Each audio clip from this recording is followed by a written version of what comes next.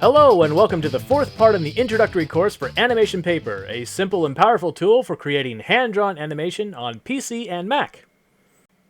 In this video we're going to be furthering our exploration of Animation Paper's X-Sheet, the animation workflow, and advanced X-Sheet operations such as keyframe drawings, playback rate settings, and the active layer settings.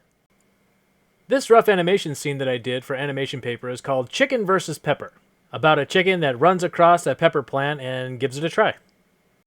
So starting this particular scene, there was a lot of different drawings that I did that I just continually kept breaking down and in-betweening further and further and further until I got something that was really feeling right. Let's take a quick look at the scene.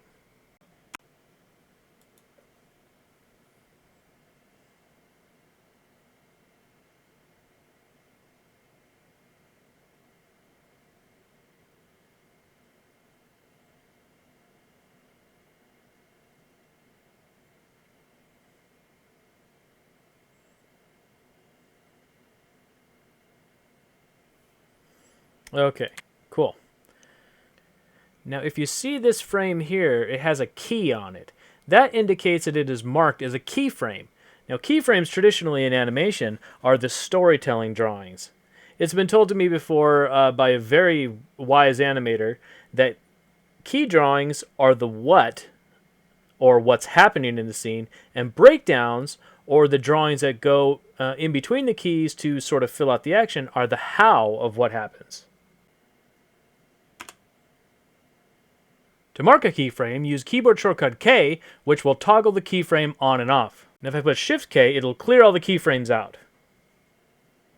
Keyframes also come in handy when you want to have a couple of different drawings that you can just refer back to in a very quick way.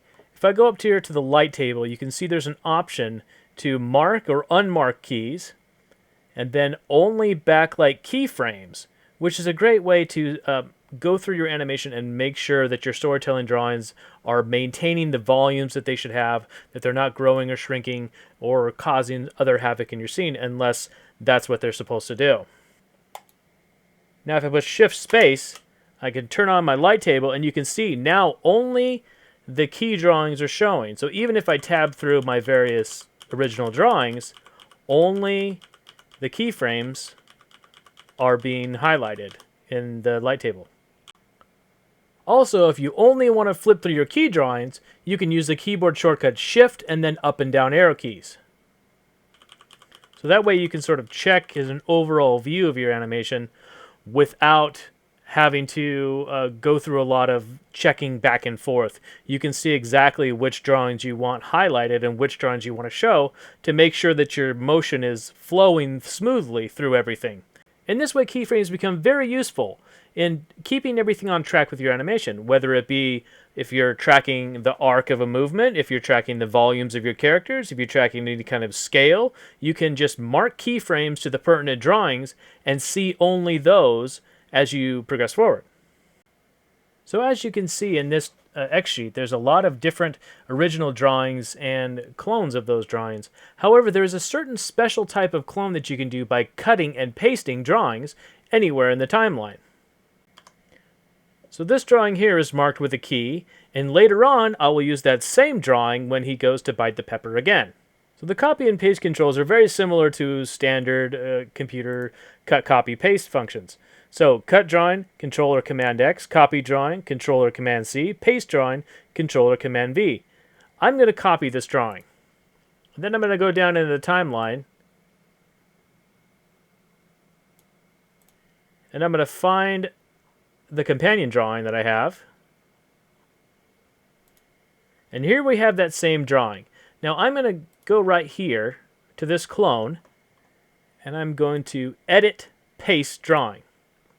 Now you see it's a clone, but it is sort of a special clone in the fact that even though I'm way further down in the timeline, this clone is going to refer back to the original drawing that it was copied from.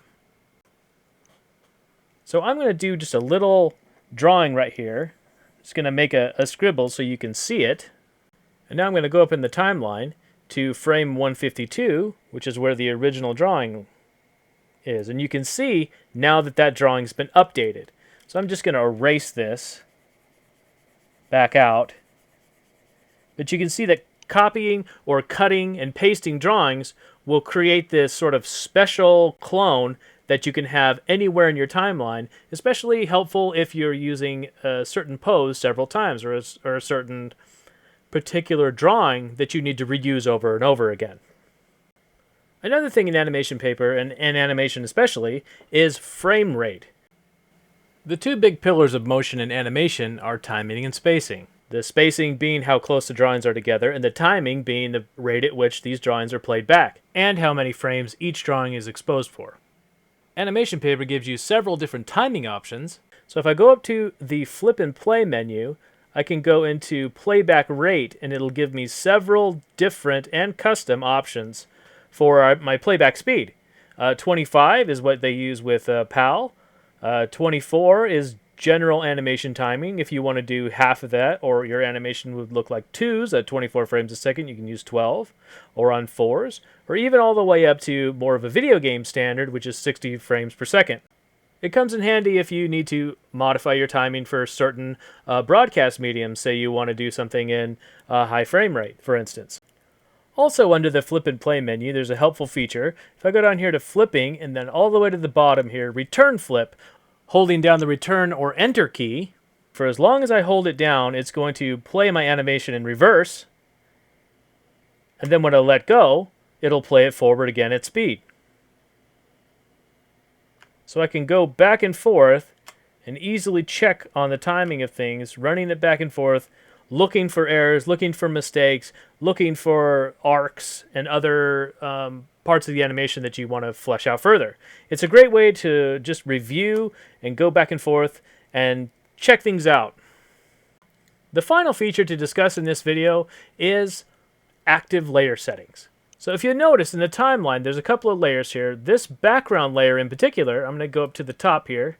You'll see all these frames are populated all the way down to 569 frames. And this one here is just at 1 frame. However, it is persistent throughout the entire scene. This little button right here is an indicator of what's going to happen after that last drawing. So as it stands right now, this is on freeze after last drawing. So that drawing will be persistent throughout. Whatever is the last drawing in that cycle is going to freeze and stay there on screen. There's also another feature you can use called cycle drawings. So if you want to have a cycle, you could just do that number of drawings, and as the timeline progresses, those drawings are just going to keep cycling. And then this is just nothing. So after this last drawing, nothing's going to play.